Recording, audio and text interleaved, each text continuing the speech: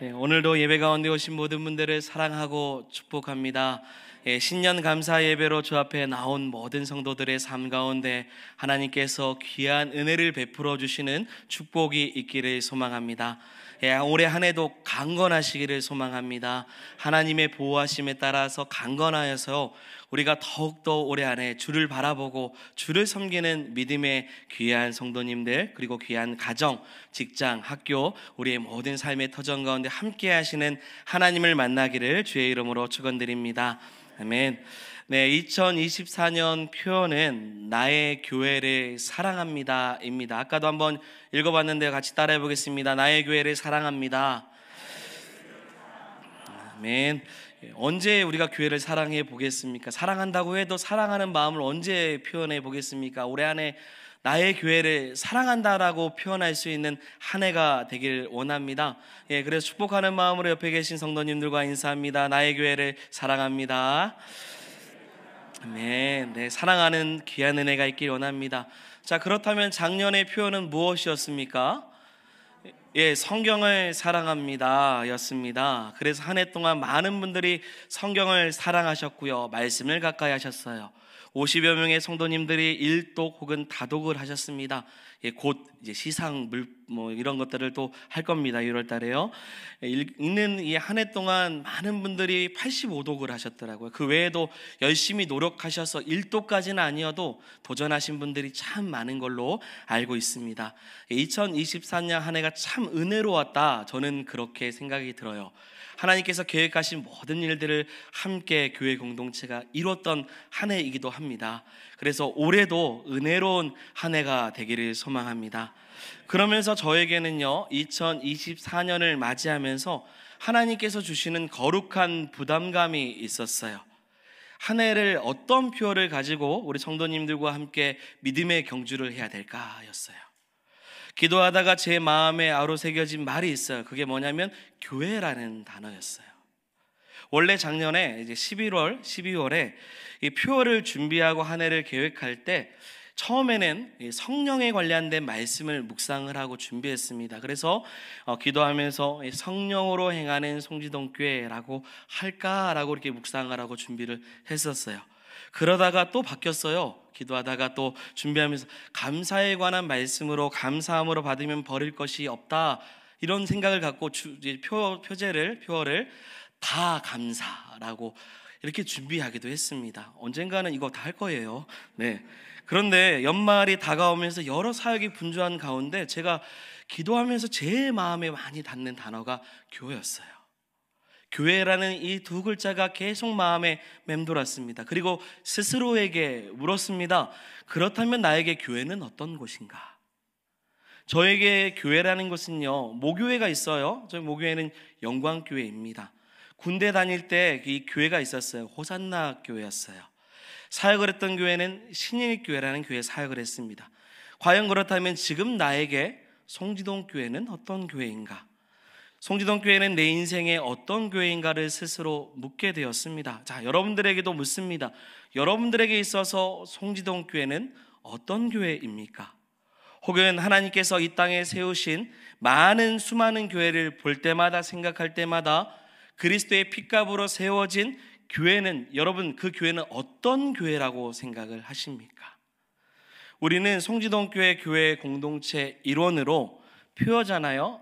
나의 교회를 사랑합니다라는 이 표현을 함께 생각해 보면서 나에게 교회는 어떠한 곳인가를 돌아보시기를 소망합니다. 그리고 그리스도께서 세우신 교회를 함께 배워서 교회가 든든히 그리스도로 인해서 세워진 것처럼 우리도 믿음으로 세워지는 역사가 있기를 소망합니다. 여러분, 내가 한 해 동안 믿음으로 살고자 한다면 교회가 먼저 살아야 될 줄 믿습니다. 왜냐하면 영적 공급처가 먼저 살아야 영적 공급을 받을 수 있기 때문이죠. 다시 한 번 더 고백합니다. 따라하겠습니다. 나의 교회를 사랑합니다. 네, 교회를 위해서 사랑하고 기도하는 성도가 되어서 영적 공급처가 되는 교회를 통해 많은 은혜를 받는 우리 귀한 성도님들이 되기를 주의 이름으로 다시 한 번 더 축원드립니다. 아멘. 자, 오늘 본문의 말씀은 어디입니까? 요한계시록이에요. 자, 여러분, 요한계시록은 어떤 책이라고 생각을 하셔요? 우리가 흔히 요한계시록 하면 이 종말에 관련된 책이라고 알고 있습니다.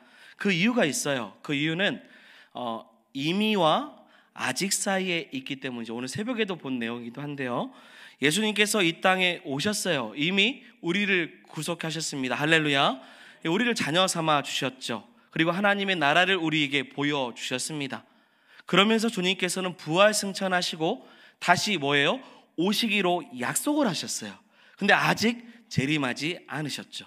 그래서 우리는 이미와 아직 사이에 살고 있는 종말적인 시대 속에 살고 있는 사람들입니다. 그러니 주님 오시는 날을 예언하는 요한계시록은 어찌 보면 종말에 관련된 책이라고 말하는 것이 당연할 것입니다. 하지만 여러분, 요한계시록의 기록 목적은요, 장차 이루어지는 어떤 예언적인 설명이 아니라 장차 되어질 일을 위해서 뭐냐면요, 교회를 준비시키는 책이에요. 요한계시록은 뭐라고요? 교회를 준비시키는 책이라는 거예요.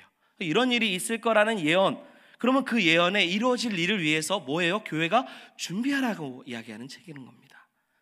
그래서 소아시아 교회 7교회를 통해서 성경의 요한계시록이 쭉 기록되어 있는데요, 어떻게 하면 책망을 받고 어떻게 하면 칭찬을 받는지, 어떻게 하면 버림을 받고 어떻게 하면 쓰임을 받는지를 다양하게 요한계시록은 교회를 통해서 소개해주고 있습니다. 또한 여러분, 성경은 보편성이 있어요.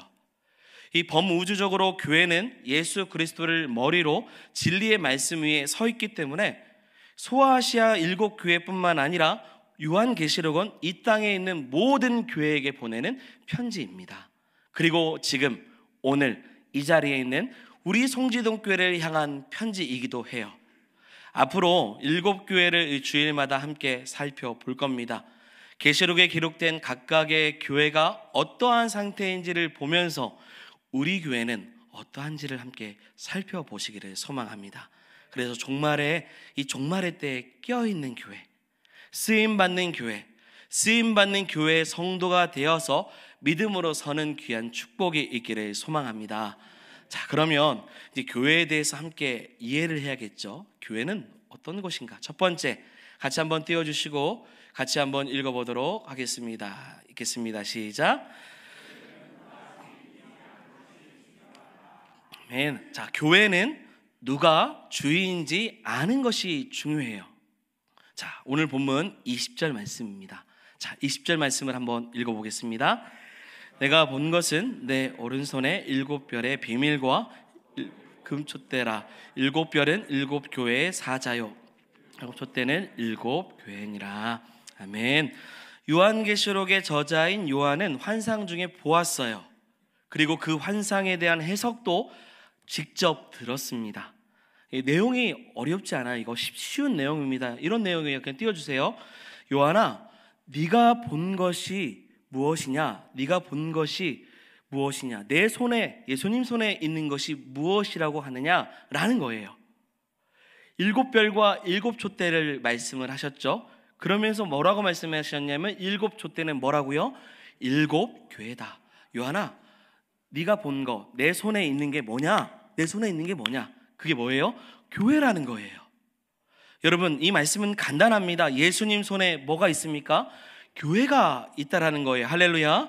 교회의 주인이 누구시에요? 예수 그리스도라고 말씀하시는 겁니다. 예수님께서 교회를요, 주님 손으로 지금 붙잡고 계시는 거예요. 소유주가 되어주신다라는 겁니다. 여러분, 보통 이 개인이 집을 사거나 땅을 사기 위해서 부동산을 찾아갈 경우에 반드시 하는 작업이 있어요.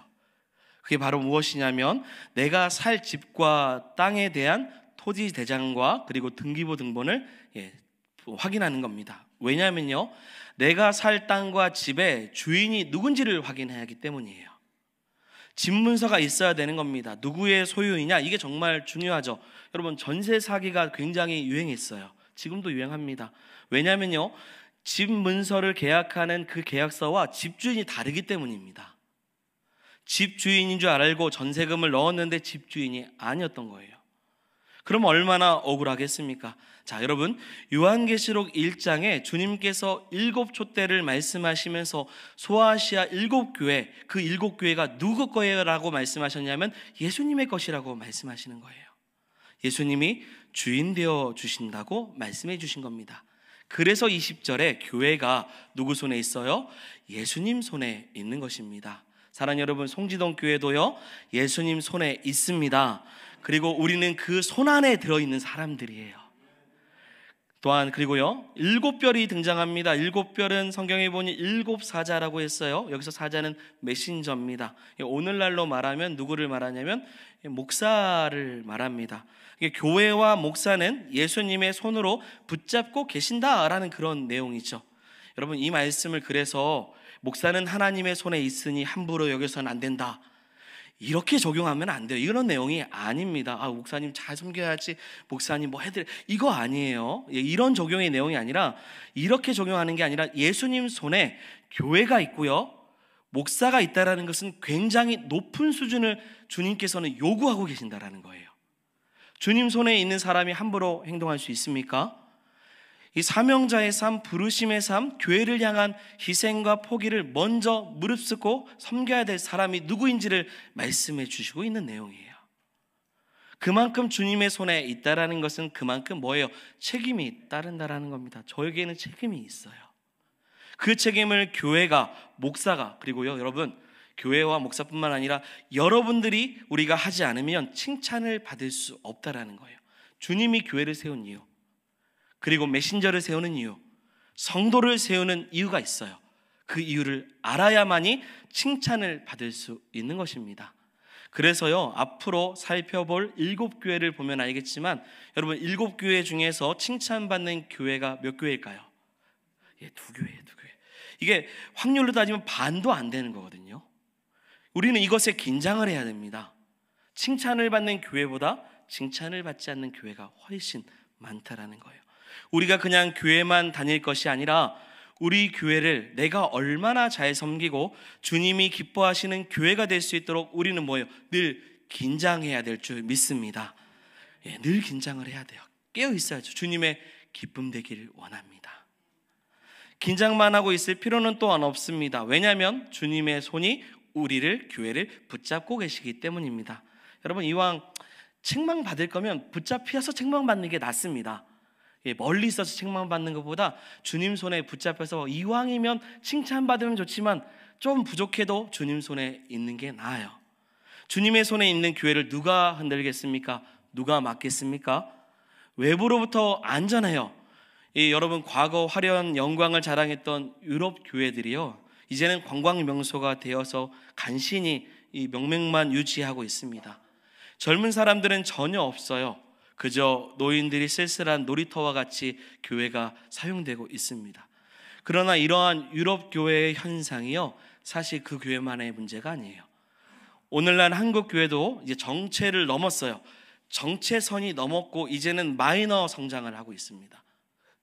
그런 위기감을 느꼈던 한국 교회는 그 위기를 극복하기 위해서 막 전도하려고 애를 써요. 우리 교회도 지금 애를 쓰잖아요.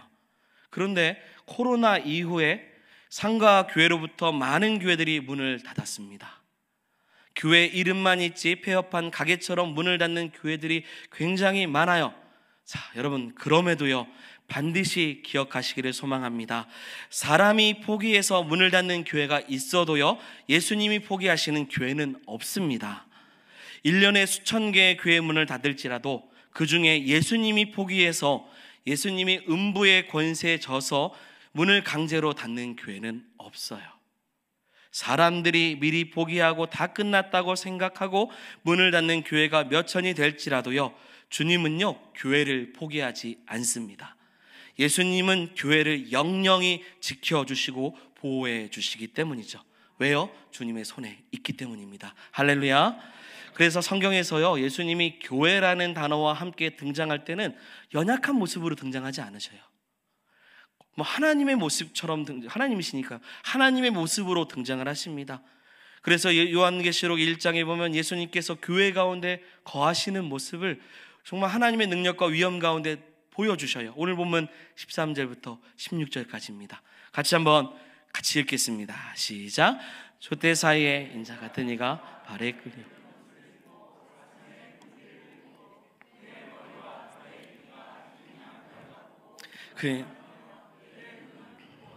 그의 발은 풀무에 단련한 빛난 주석 같고 그의 음성은 많은 물소리와 같으며 그 오른손에 7별이 있고 그 입에서 좌우에 날선 검이 나오고 그 얼굴은 해가 비추는 것 같더라. 아멘. 여러분 13절부터 16절의 말씀에 보면 13절 제일 먼저 촛대 사이가 나오죠. 주님께서는요, 예수님께서는 지금 7교회 사이에 거느리고 계신다라는 거예요. 교회를 지키시는 거죠. 본문의 말씀을 보면 예수님께서는 불꽃과 같은 눈동자로 교회를 지켜주십니다. 여러분, 교회를 만만하게 보셔는 안 돼요. 교회는 절대로 만만한 곳이 아닙니다. 왜요? 주인이 예수님이시기 때문입니다. 예수님이 주인인데 그 누가 교회를 넘어지게 할 수 있겠습니까? 교회를 지키시는 예수님께서 지금 교회의 머리가 되어주시고 통치해 주고 계시는 겁니다. 우리 교회도 농촌교회예요. 우리 주변에도 농촌교회입니다. 저희 교회는 그래도 이런 상황 속에서도 하나님께서 은혜를 주시고 함께 예배하는 성도님들이 있어요. 하지만 많은 농촌교회들이 참 힘듭니다. 그럼에도요, 여러분, 아무리 농촌교회라도 설령 예배를 드리는 사람이 없을지라도요, 그 교회는 절대로 약하지 않습니다. 만만치 않아요. 왜요? 교회를 예수님께서 지켜주시기 때문입니다. 그 증거가 무엇입니까? 바로 2000년 동안 여전히 교회가 사라지지 않고 건재하다는 거예요. 짝패라는 영화에서 나온 명대사인데요, 영화 안 보셔도 한 번쯤 들어보는 말입니다. 뭐냐면 강한 자가 오래 가는 것이 아니라 오래 가는 자가 강한 자다, 뭐 이런 얘기죠. 이 땅에 세워진 교회는요, 예수님 손에 있기 때문에 영원해요. 그리고 건재합니다. 강합니다. 여러분, 예수님께서 교회를 붙잡아 주셔요. 2024년도 우리 교회를 붙잡아 주실 것입니다. 그리고 이 자리에 있는 우리도 붙잡아 주실 줄 믿습니다. 그래서 교회를 사랑하고요, 주님을 사랑하고 또 나를 사랑하시는 주님을 만나기를 소망합니다. 두 번째입니다. 교회는, 같이 한번 읽어보겠습니다. 같이 읽겠습니다. 교회는 예수님의 몸입니다. 아멘. 교회는 예수님의 몸임을 믿으십니까? 예수님은 교회를요, 자신이라고 말씀하셨어요. 다메섹에 있는 교회를 핍박하러 갔던 바울이라고 얘기하지만 처음에는 사울이죠. 이 사울이라는 사람을 불러 세우시면서 예수님께서 사울에게 하신 말씀이 있어요. 그게 뭐냐면 사울아, 사울아, 네가 왜 나를 핍박하느냐라는 거죠. 자, 교회를 핍박하고 교회에 있는 성도를 핍박했던 사울, 그 사울의 모습을 보면서 뭐라고 말씀하셨냐면 사울아, 사울아, 네가 왜 다메섹에 있는 나의 교회를 핍박하느냐라고 말씀하신 거죠. 예수님은 다메섹의 교회를 예수님 자신이라고 말씀하셨어요.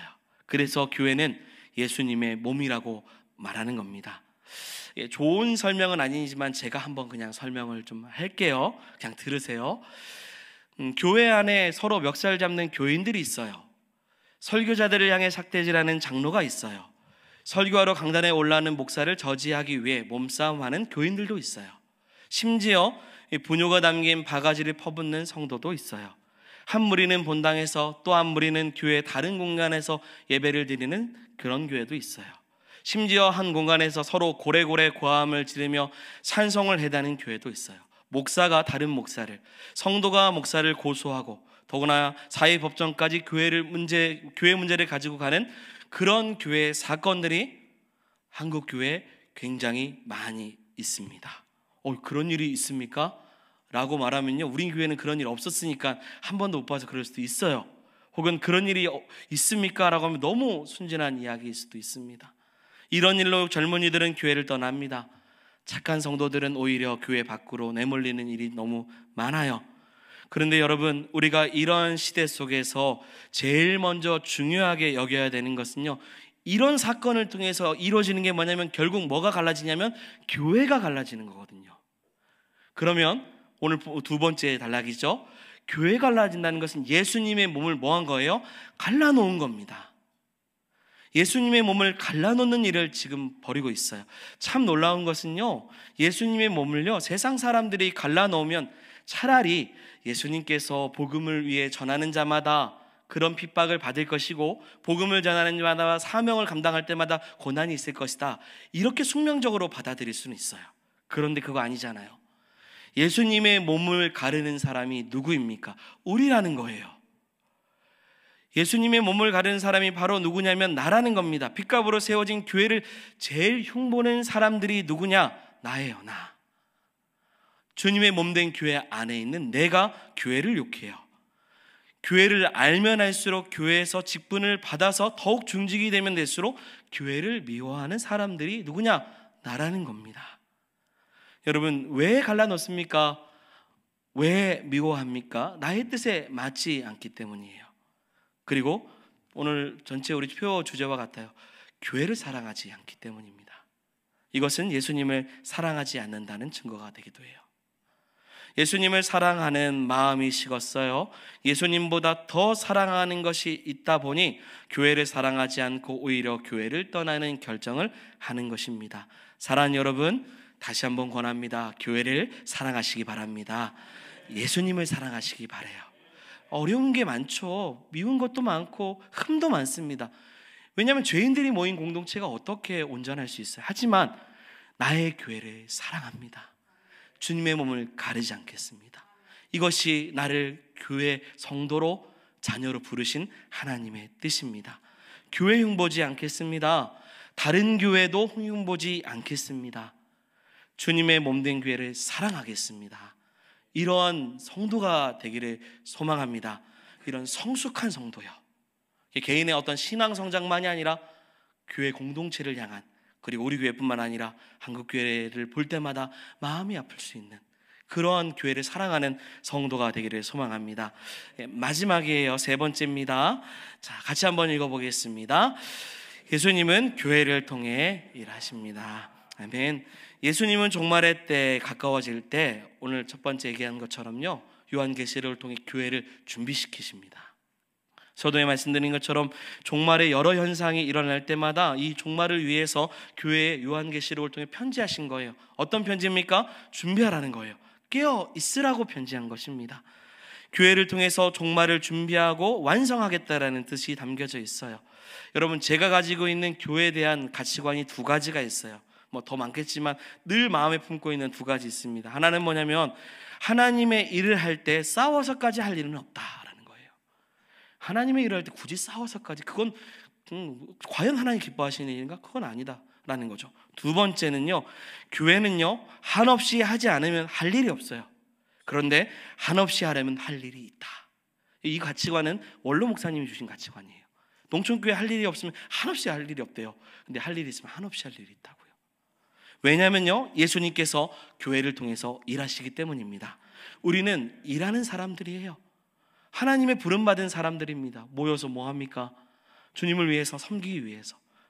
교회 청소, 식당 봉사, 운전, 안내, 찬양대, 저는 설교로, 예배로 각자마다 하나님께서 몸된 교회를 통해 일하시도록 우리를 불러주셨다라는 겁니다. 오늘날 많은 그리스도인들은 종말의 때를 준비하지 않습니다. 그 이유는요, 내 삶이 더 중시되기 때문에 신앙도 적당히, 내 삶도 적당히 유지하면서 갈 수 있는 마음을 갖기 때문이죠. 코로나 이후에 더 그렇습니다. 워라벨이라는 말이 있어요. 워크라이프 밸런스인데요, 이게 뭐냐면 그냥 해석하면 일과 삶의 균형을 갖는다라는 겁니다. 예를 들어서 연봉 1억 받으면 1억 줄 테니까 열심히 일하라 라고 하면요, 1억 안 줘도 되니까 이 정도 주시고 나는 내 삶을 좀 유지하겠습니다, 이런 뜻이에요. 적당한 거죠. 신앙도요, 이 종말의 때 이와 같은 마음을 가질 때가 있어요. 적당히 예수님을 위해서 이 정도 봉사하면 되겠지, 이 정도만 섬기면 되겠지, 종말의 때 예수님을 사는 사람들은 이 정도면 되겠지라고 생각을 합니다. 사랑하는 여러분, 깨어있기를 소망합니다. 몸된 교회를 사랑하고 주님이 우리를 통해서 일하신다라는 사실을 기억하기를 소망해요. 자, 여러분, 교회를 사랑할 준비가 되어 있습니까? 김경민 목사 한 사람이 올해 목표로 교회를 사랑합니다, 이 개인적인 고백이 아니라 이 자리에 있는 모든 성도들의 고백이 되기를 소망합니다. 그래서 교회의 주인 되시고, 그리고 교회는 주님의 몸이심을 기억하며 예수님께서 교회를 통해서 일하심을 믿고 나아가는 우리 귀한 송지동 교회가 되기를 소망합니다. 그래서 교회가 살면 내가 산다, 이 마음을 갖고 살아가는 성도가 되기를 주의 이름으로 축원드립니다. 아멘. 네, 함께 찬양하겠습니다. 우리 주제 찬양이에요. 이제 올해 한 해 함께 고백할 찬양입니다. 우리에겐 소원이 하나 있네. 우리에겐 소원이 하나 있네. 주님 다시 오실 그날까지 우리 가슴에 새긴 주의 십자가 사랑, 나의 교회를 사랑케 하네. 주의 교회를 향한 우리만의 희생과 포기와 가난과 고난, 하물며 죽음조차 우리 막을 수 없네. 우리 교회는 이 땅에